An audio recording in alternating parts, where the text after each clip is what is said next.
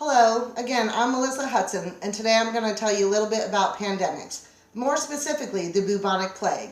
Today we're going to review where the plague came from, how it's transmitted, and how it can be treated. I will also review other epidemics throughout history. Finally, we'll discuss how humankind can prevent future epidemics. You may ask, what exactly is bubonic plague and where did it come from? According to Ancient History Encyclopedia, the bubonic plague was also called the Black Death. It was a pandemic in Europe from 1347 to 1352. It devastated Europe, killing about 1/3 of its population. The plague is caused by a bacteria that is carried by fleas on brown rats.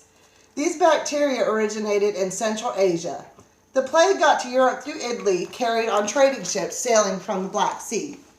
There are three forms of plague: bubonic, pneumonic, and septicemic. Bubonic was the most common form in the 14th century outbreak. The disease causes severe swelling in the lymph nodes, also called buboes. These buboes take on a sickening black color and can cover the entire body.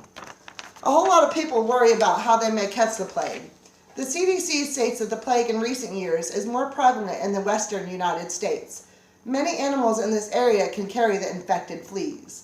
The plague bacteria are mostly transmitted to people through a bite from an infected flea.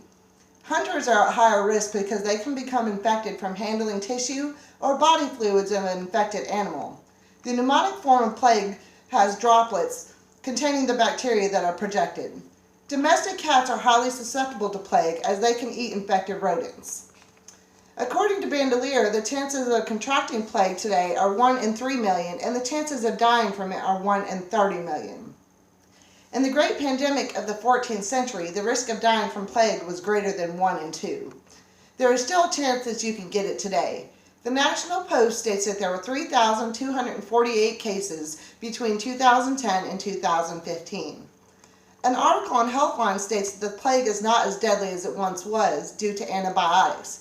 If a person is infected, it's extremely important that they seek treatment immediately. Antibiotics work best when administered within the first 24 hours. TheHistoryChannel.com has a chronological list of epidemics throughout history. The earliest recorded pandemic was in 430 BC during the Peloponnesian War. This disease was thought to be typhoid.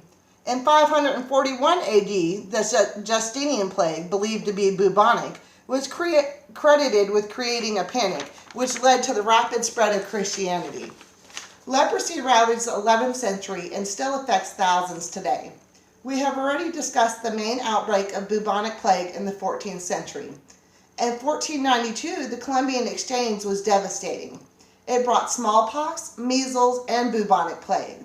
In 2019, researchers concluded that the deaths of 56 million Native Americans throughout the 16th and 17th century may have changed Earth's climate. And yet another appearance of bubonic in 1665, it killed 20% of London's population.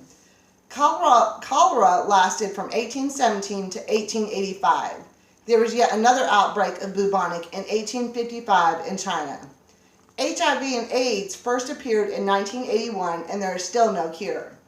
SARS was first identified in 2003, and quarantine efforts helped eradicate it. We now come to the present with coronavirus, starting in 2019 and continuing today. The University of Colorado in Boulder has 6 lessons we can learn from past pandemics. First, the name matters. The Spanish flu epidemic in 1918 was believed not to be a threat, but by putting Spain in the name, it sent the wrong message that it was a distant threat. The second most important lesson is social distancing works. The only way to prevent the spread of any disease is to isolate people from one another. The communities that have done this have fared well. The communities that didn't suffered high death rates. Viruses don't spare anyone based on age.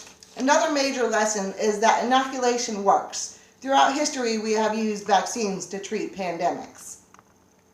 In conclusion, the bubonic plague is an infectious bacteria that affects the lymph nodes. The plague has been a major disease throughout history, and it has even changed the Earth's climate. There have been many other pandemics throughout history, and we have learned a lot from them. We have learned that social distancing in fact works, and if we all work together, we can bring an end to the current pandemic.